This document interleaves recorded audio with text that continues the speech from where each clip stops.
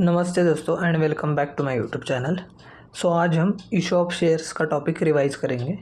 Late start the revision. A company में need capital to start a new project और to expand और diversify its existing business और to repay its old loans. Company को capital की ज़रूरत पड़ सकती है न्यू प्रोजेक्ट स्टार्ट करने के लिए, या बिजनेस को एक्सपांड करने के लिए, या तो ओल्ड डेट्स को रीपे करने के लिए। It can raise funds by taking loans or by issuing shares, debentures, bonds, etc. Company funds raise कर सकती है एक तो लोन लेके, या शेयर्स इशू करके, या डिबेंचर्स इशू करके, या बॉन्ड्स इशू करके।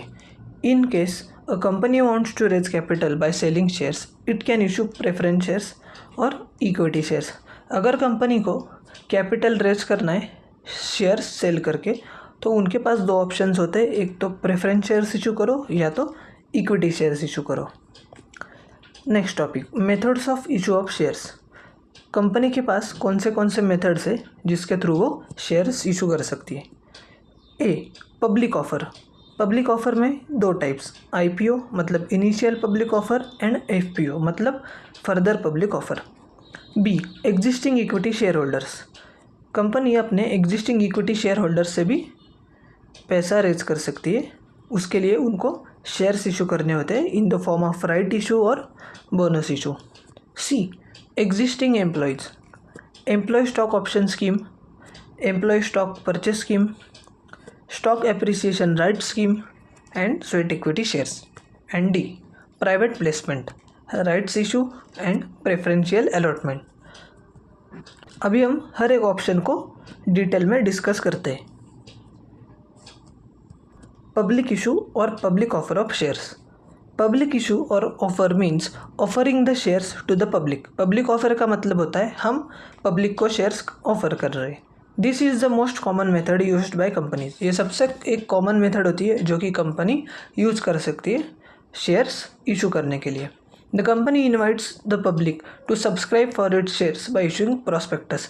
कंपनी जब शेयर्स इशू करती है पब्लिक को, तो उसके लिए वो एक प्रॉस्पेक्टस इशू करती है, जो कि एक डॉक्यूमेंट होता है जिसमें कंपनी के सारे डिटेल्स होते हैं एंड इशू के डिटेल्स होते हैं।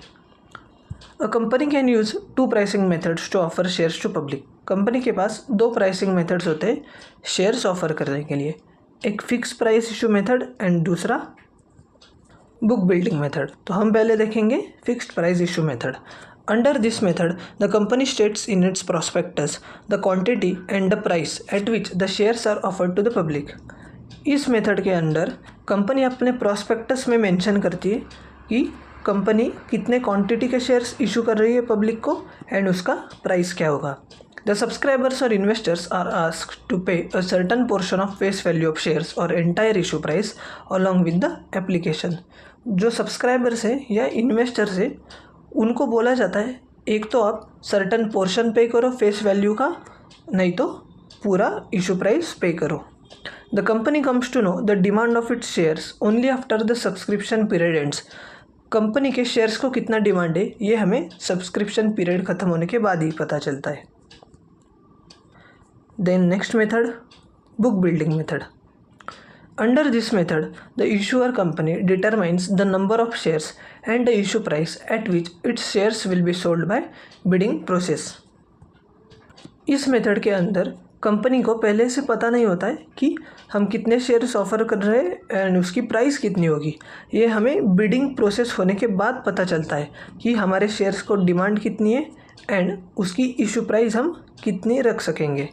The company issues a red herring prospectus which contains price range or price band and asks the investors to bid on it।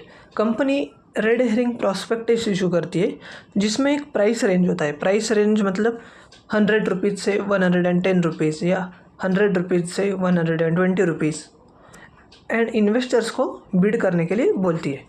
The lower end of the price band is called floor price. जो lower and होता है उसको हम floor price बोलते हैं। Lower and मतलब अगर 100 से 110 के बीच में कंपनी ने प्राइस रेंज डिसाइड की तो 100 रुपये फ्लोर प्राइस होगी, while the highest end is called price cap. Highest end मतलब 110 रुपीज़ को हम कैप प्राइस बोलेंगे।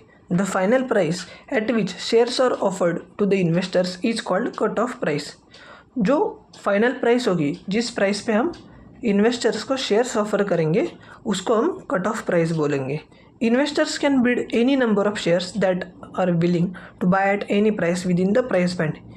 इन्वेस्टर्स कितने भी नंबर ऑफ शेयर्स के लिए बिड कर सकते eight any price within the price band, जो कि प्राइस बैंड दिया है कंपनी ने, जो कि प्राइस बैंड सेट किया है कंपनी में, उसके बीच पे कोई भी प्राइस पे इन्वेस्टर बिड कर सकता है। Bidding is kept open for 5 days। Bidding का जो प्रोसेस होगा वो 5 दिन के लिए ओपन होगा। The bids along with the application money is to be submitted to the lead merchant banker called as book runners. जो बिड्स इन्वेस्टर्स सबमिट करेंगे वो लीड मर्चेंट बैंकर को सबमिट करेंगे, जिनको हम बुक रनर्स भी बोलते हैं।